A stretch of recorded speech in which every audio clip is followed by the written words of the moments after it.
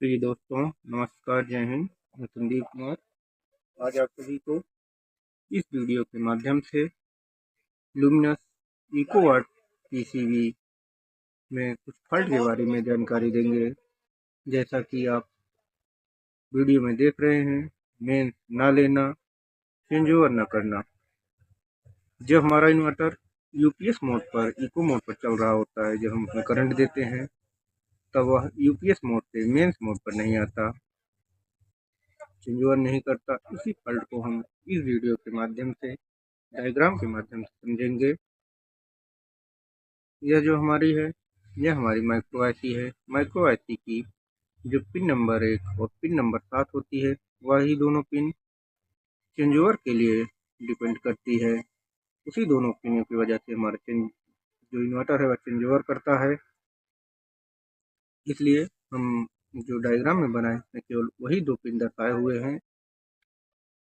जैसा कि आप अगले वीडियो में देख चुके हैं कि जब हमारा यूपीएस मतलब इन्वर्टर इको मोड पर चल रहा होता है तो पिन नंबर 1 पर जो उसका रीसेट वोल्ट होता है वह 5 वोल्ट होता है और 7 नंबर पर हमें कोई वोल्ट देखने को नहीं मिलता।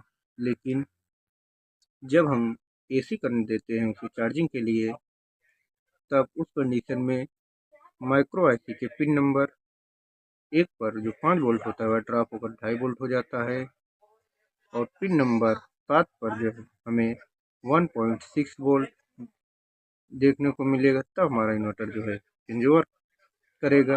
अगर इन दोनों में से कोई सा भी एक वोल्ट ना मिले या कम हो जाए या ज़्यादा हो जाए तो हमारा इन्वर्टर जो है वह चेंज ओवर नहीं करता है। जैसे पिन नंबर 7 पर हमें कोई वोल्ट देखने को ना मिले या फिर यहाँ पर 1.6 वोल्ट है, 1.5 वोल्ट हो जाएगा, 1.7 वोल्ट, तब भी हमारा इन्वर्टर चेंज ओवर करेगा। लेकिन इससे अगर 1 वोल्ट हो जाएगा या फिर 2 वोल्ट या 2.5 वोल्ट हो जाएगा यहाँ पे, तब हमारा इन्वर्टर जो चेंज ओवर नहीं करेगा।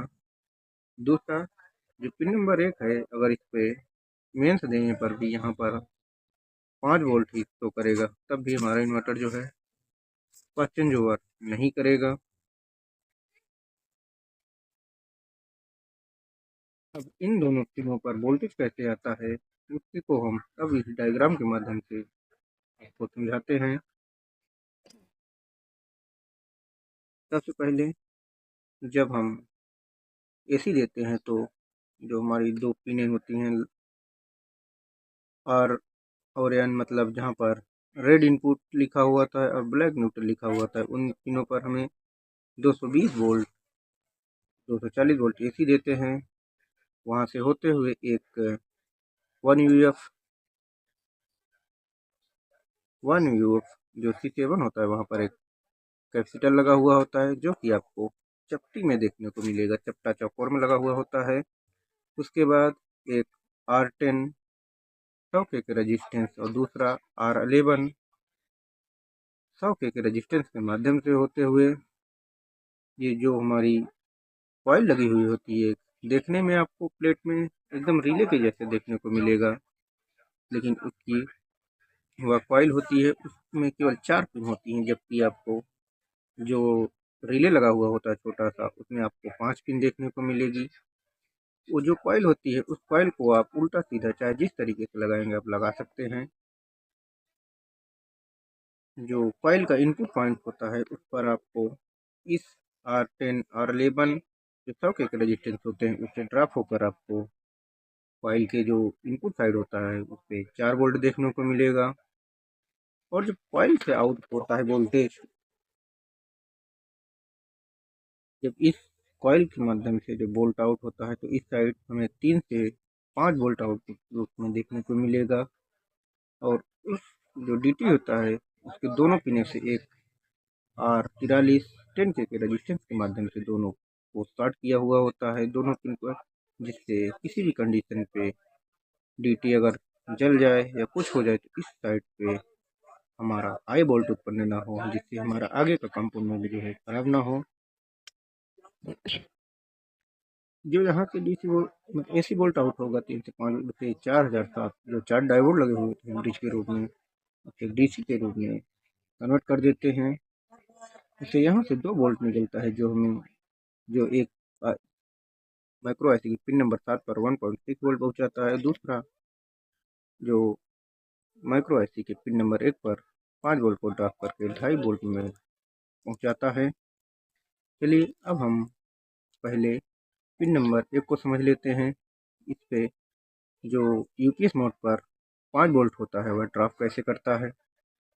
फिर उसके बाद हम पिन नंबर 7 पर समझेंगे कैसे यहाँ पर 1.6 वोल्ट पहुँचता है।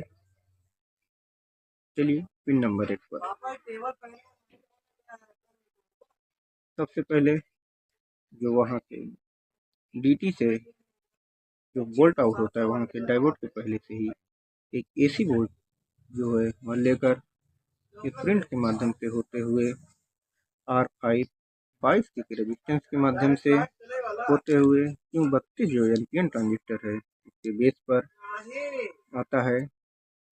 और इसी पर एक C54 जो है वह एक कैपेसिटर लगा हुआ होता है नॉन पोलराइज, वह ग्राउंड से कनेक्ट होता है। साथ ही साथ यहाँ पर एक R119 2.2 के रेजिस्टेंस के माध्यम से ग्राउंड किया होता है, जिससे 32 के बेस पर हाई वोल्टेज न उत्पन्न हो।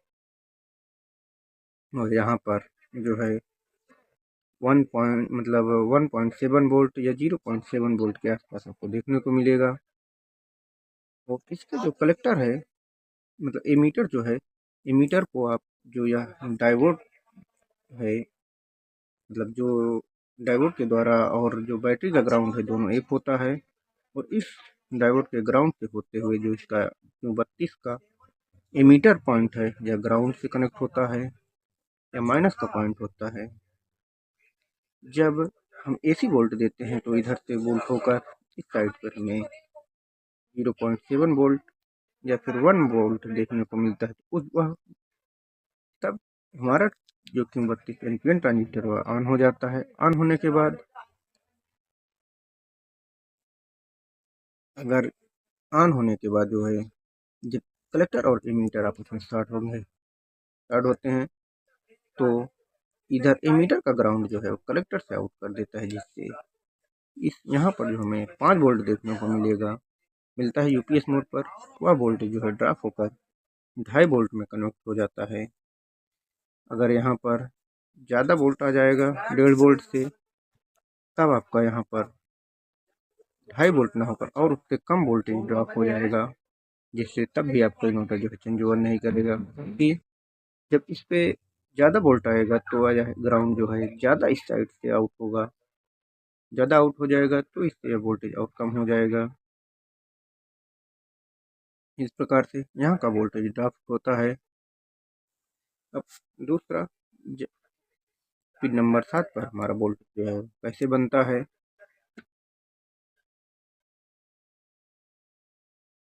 जब हम एसी देते हैं, एसी से होकर यहाँ जो डायोड लगा हुआ होता है इसके प्लस से होते हुए 2.2 वोल्ट आप होते हुए यहाँ से एक R110 के रेजिस्टेंस के माध्यम से होते हुए R14 फिर 10 के रेजिस्टेंस के माध्यम से होते हुए Q7 जो एनपीएन ट्रांजिस्टर है के बेस पर 2.2 वोल्ट पहुँचता है। और साथ में ही यहाँ का वोल्टेज जो है हाई ना हो, इसीलिए यह बीच से ही एक R9 39 के रेजिस्टेंस को ग्राउंड से अटैच कर दिया जाता है, जिससे यहाँ का वोल्टेज हाई ना हो। जब यहाँ से होते हुए इसके बेस पर 2.2 वोल्टेज पहुँचता है तो उसके बाद यह ट्रांजिस्टर जो है ऑन हो जाता है। क्योंकि यह एनपीएन ट्रांजिस्टर है, इसका बेस जो है पॉजिटिव होता है। जब इसके बेस पर पॉजिटिव वोल्टेज पहुँचता है तब यह ट्रांजिस्टर ऑन होता है। ऑन की कंडीशन पे इसके Q7 जो है इस ट्रांजिस्टर के जो कलेक्टर पॉइंट है इस पर हर समय 12 वोल्ट जो है वो पहुँचा रहता है। यह 12 वोल्ट हमारा बैटरी का इनपुट पे आता है। और इसका एमीटर जो है वह हमारा ग्राउंड से कनेक्ट है। और इसके ग्राउंड और इस एमीटर के बीच में एक R410 का रेजिस्टेंस लगा हुआ होता है। जब इस पर 2.2 वोल्ट आता है तो यह ट्रांजिस्टर ऑन होता है। और एमीटर के ग्राउंड को कलेक्टर से आउट कराने की कोशिश करता है, लेकिन कलेक्टर पर ज़्यादा वोल्ट हो जाने की वजह से यह वोल्टेज एमीटर की साइड आउट होने लगता है। एमीटर के साइड आउट होता है तो यह जो ग्राउंड है इसे दबाने की कोशिश करता है, जिससे 1 पॉइंट मतलब 12 वोल्ट जो है इस साइड केवल 1.6 वोल्ट ही आउट हो पाता है, और इससे वजह से होते हुए R19 10 के रेजिस्टेंस के माध्यम से पिन नंबर 7 पर हमें 1.6 वोल्ट देखने को मिलता है।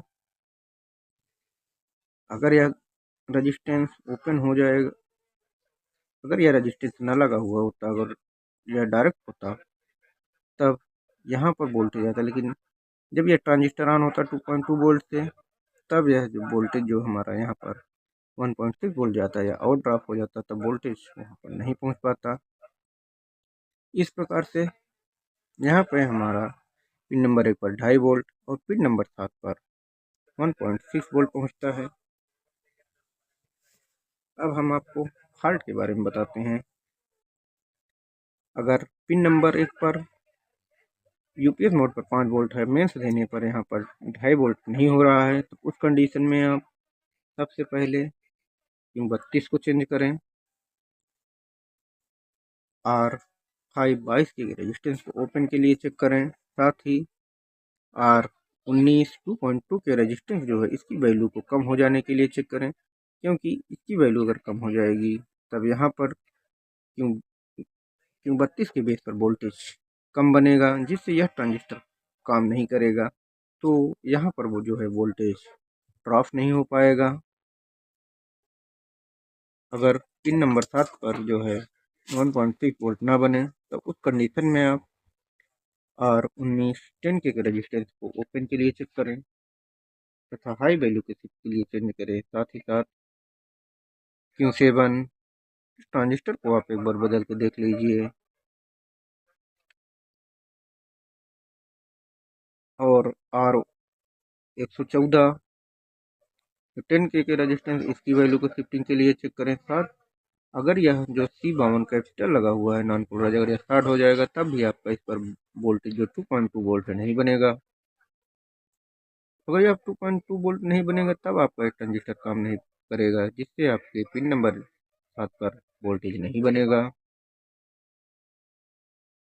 अगर R110 के का रेजिस्टेंस या ओपन हो जाए, या इस रेजिस्टेंस की वैल्यू R19 45 के का रेजिस्टेंस है इसकी वैल्यू अगर कम हो जाए, तब यहाँ से ज़्यादा ग्राउंड आउट हो जाएगा, जिससे यहाँ का वोल्टेज जो है ड्रॉप हो जाएगा, जिसकी वजह से भी हमारा यह ट्रांजिस्टर जो है काम नहीं करेगा। अगर यह ट्रांजिस्टर काम नहीं करेगा तब भी हमारा वहाँ पर वोल्टेज नहीं बनेगा। कभी किसी भी कंडीशन में अगर यहाँ पर जो है पिन नंबर 7 का अगर वोल्टेज हाई हो जाता है, 1.6 वोल्ट से 2 वोल्ट 3 वोल्ट 5 वोल्ट हो जाता है, तो उस कंडीशन में आप इस रेजिस्टेंस की वैल्यू को ज़्यादा बढ़ जाने की में चेक करें कि इसकी वैल्यू 10 के से ऊपर चली जाएगी, और R14 इसकी वैल्यू अगर शिफ्ट हो जाए, कम हो जाएगी, तब भी यहाँ पर वोल्टेज बढ़ सकता है। अगर दूसरी बात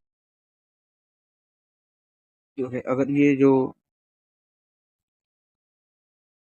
R39 इसकी वैल्यू अगर ज़्यादा हो जाएगी और R1 की वैल्यू कम हो जाएगी, तब भी यहाँ पर वोल्टेज जो है बढ़ सकता है।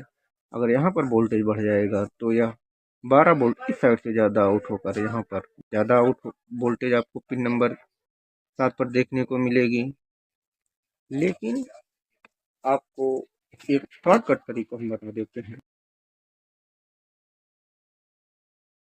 अगर ये जो एसएमडी रेजिस्टेंस लगे हुए होते हैं, यह रेजिस्टेंस आपको जल्दी देखने को ख़राब नहीं मिलेंगे। सबसे ज़्यादा मेंस अगर चेंज ओवर नहीं काम करता है, तब उस कंडीशन में आपका सबसे ज़्यादा Q7 Q32 यही दोनों ट्रांजिस्टर जो हैं ज़्यादा ख़राब होते हैं। सबसे पहले अगर आपके पास इस कंडीशन में अगर इन्वर्टर आता है, तब आप सबसे पहले आप इन दोनों पिनों पर वोल्टेज चेक करें। जिस भी पिन का वोल्टेज आपको दिक्कत समझ में आ रही है, जिस पिन पर उसका ये जो ट्रांजिस्टर लगा हुआ है, यह ट्रांजिस्टर आप तुरंत बदल दीजिए, आपको प्रॉब्लम सही हो जाएगा। बहुत ना के बराबर केस में ये रेजिस्टेंस जो है खराब होते हैं। ठीक है, वीडियो को पूरा देखने के लिए आपका धन्यवाद। आपका दिन शुभ हो।